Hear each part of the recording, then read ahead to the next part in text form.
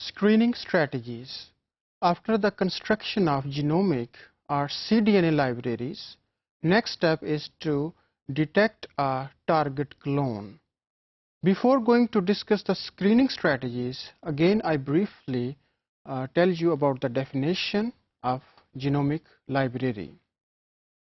If you remember, genomic library, it contains recombinant fragments that are ligated into a suitable cloning vector, and they represents the whole genomic makeup of a particular organism. On the other hand, जो cDNA library है, ये messenger RNA की जो population है जो कि extract किए गए हैं from particular tissue, ये उसको represent करती है. अब हम different screening strategies को discuss करेंगे जो कि particular clone को from the thousand of clones इसको detect करने के लिए use की जा सकती हैं. These screening strategies, they may be based on some genetic methods, or screening may be sequence dependent or expression product of the clone it can be detected. As far as sequence dependent screening is concerned, here we can use DNA hybridization techniques, or PCR methods can also be applied for this purpose. If we are going to use PCR method, here we need a set of primers that can detect a particular clone. And here keep in mind that PCR, it is not only used to detect a particular target gene from uncloned or genomic DNA, it can also be used for the screening of a particular clone from genomic or cDNA libraries. On the other hand, if the expression libraries are need to be screened, then the prerequisite may be that the cloned fragment must be expressed so that it may produce functional biological product that may be a protein. Now, protein after expression, it can be detected by using different type of techniques. For example, antibodies that are specific for that expressed protein, it can be used. Antibodies, they are highly specific in their reaction, and they can react with a particular target protein. So antibodies can be used to detect the expression proteins. On the other hand, biological function of the protein, it can be assayed by using a suitable biological system.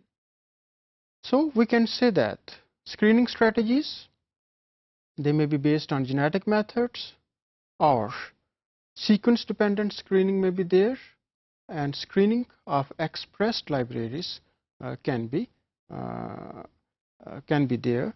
And first we can focus on genetic methods. And one of the genetic method, it is selection for the presence of vector. If you remember, while we were discussing different type of cloning vectors, then its detection, it was based on different methods. As far as selection for the presence of vector is concerned, different type of microbiological methods can be used in combination with genetic methods, because when we are going to cultivate microbes that contain our recombinant vector, then it can be detected by using different selective media. If plasmid or cosmid, they are used as a cloning vector, then they contain different type of selectable markers. और ये जो selectable markers हैं, इनमें drug resistance की genes हो सकती हैं, metal resistance की gene हो सकती हैं, or some nutritional markers may be there. If the selection, it is based on drug resistance, so here after introducing the recombinant vector, that may be a plasmid or cosmid, then the host organism can be grown in the presence of selection pressure, like the antibiotics, like chloramphenicol can be used, ampicillin may be there, tetracycline may be there, and then the recombinants that contain our gene of choice, it may be able to grow on antibiotic supplemented medium. So only those microbes can survive that have the resistance against antibiotics. So in this case, antibiotic, it can act as a selectable marker. On the other hand, if we have a look on other cloning vector like the bacteriophage lambda, here the different type of lambda vectors can be used, like replacement vectors are there, insertional vectors are there, and their selection, it may be based on different strategies. For example, in case of replacement vector, where we can clone around 23 kilobase DNA fragment, here the size of the packaged DNA, it will act as a selectable marker.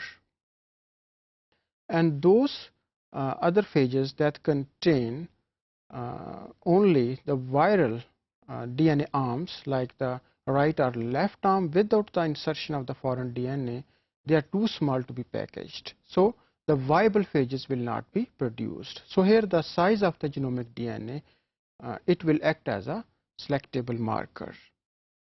On the other hand, in case of insertional vector, if you remember, the inactivation of beta-galactosidase gene, that when a foreign DNA is not inserted, this gene of beta-galactosidase, it will keep on expressing. So the plaques that are produced, they will be blue in color, because beta-galactosidase, it will degrade the X-gol chemical that is present in the medium and convert it into a blue color.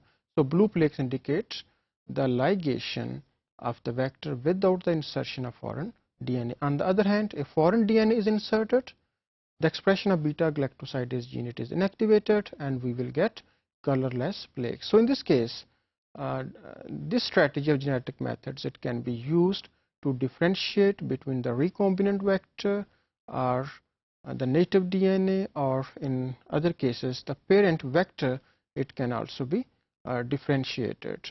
So this is one of the strategy by which we can use genetic method to detect our recombinant vector.